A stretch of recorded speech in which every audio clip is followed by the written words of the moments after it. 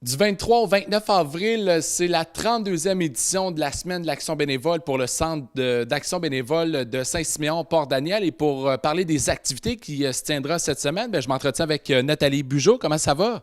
Ça va très, très bien. Ça va vite, bien sûr, mais ça va bien.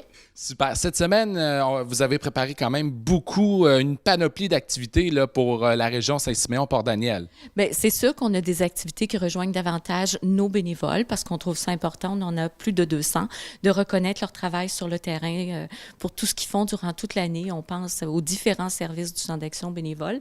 Et c'est sûr, c'est une semaine aussi où on invite les organismes de la communauté à prendre le temps de dire merci à leurs bénévoles, à eux. Et c'est sûr qu'il y a différentes activités que je vais vous parler tout à l'heure. La thématique cette année, c'est une belle thématique, c'est bénévoles, créateurs de richesses. Et quand on parle de richesse, c'est des richesses humaines, c'est des différentes richesses qui permettent dans le fond d'avoir une belle communauté, une communauté en santé.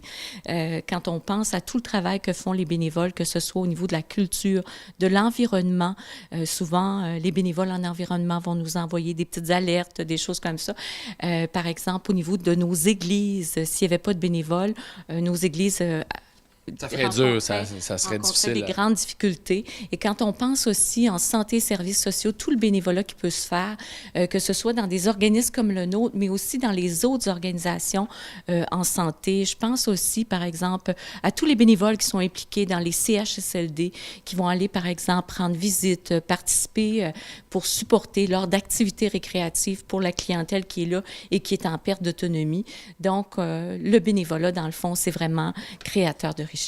Effectivement, parce que c'est pas obligé non plus de donner énormément d'heures, mais le peu d'heures qu'on donne, ça peut faire un grand bonheur, ça peut dépanner beaucoup de personnes sans qu'on le sache, entre guillemets, là, sans qu'on s'en aperçoive, mais ça peut faire du bien, là. Des fois, on n'est pas conscient de l'impact que peut avoir notre action bénévole sur la communauté, sur une personne. Nous, pour notre secteur, on a différentes activités. Entre autres, vendredi le 21 avril, on aura le dévoilement du et de la bénévole de l'année pour notre territoire, bien sûr, sur les ondes de CHNC FM à 11 heures. Il y aura aussi des célébrations et des messes à l'intention des bénévoles dans les différentes communautés tout au cours de la prochaine fin de semaine. Lundi, le 24 avril, il y a une activité qui est organisée par le comité des bénévoles de Bonaventure, le comité des bénévoles pour aînés de Bonaventure. Ça se tient à la salle E du centre Bonaventure, situé au 105 Grand Pré à Bonaventure, et c'est à 14 heures. Mardi, je m'excuse, le 25 avril, on a une activité qui est organisée par le comité des bénévoles pour aînés de Saint-Aziard, et c'est aussi à 14 heures, et ça se passe à la salle municipale de Saint-Aziard. Mercredi, on accueille au centre communautaire de Saint-Pédis les bénévoles membres du centre d'action bénévole Saint-Siméon Port-Daniel pour un brunch reconnaissance à leur intention.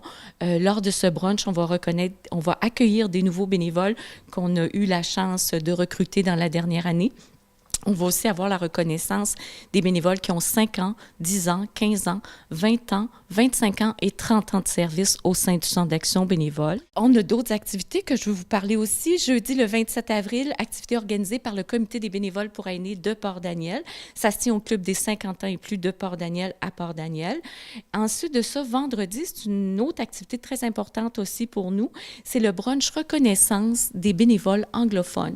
Parce que nous, on a quand même un bon pourcentage de bénévoles dans nos bénévoles qui sont de la communauté anglophone et on essaie de leur faire une activité pour eux dans leur langue et respecter, c'est sûr, au niveau, par exemple, de leur goût, qu'est-ce qu'ils aiment.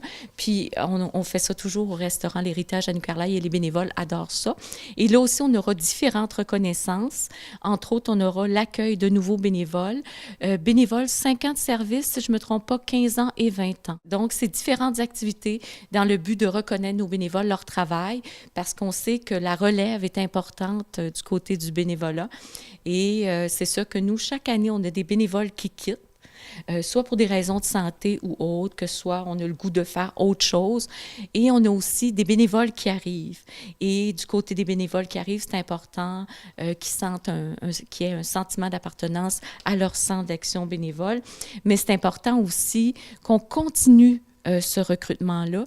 Et moi, ce que je veux dire aux gens qui nous écoutent présentement, par exemple, du côté du répit pour les nouveaux parents, on a besoin de bénévoles, que ce soit, par exemple, pour les petits plats givrés, pour travailler dans les cuisines avec notre cuisinière. On a toujours besoin de bénévoles. Du côté de la livraison de la popote roulante, du côté de l'accompagnement transport, dans certains villages, il y a un besoin. Donc, si on a un intérêt pour soutenir notre communauté du côté du Centre d'action bénévole, bien, on peut contacter le Centre d'action bénévole au 418-752-5577 et on prend un rendez-vous avec Mme Lisa Garand, qui est à la gestion responsable des bénévoles.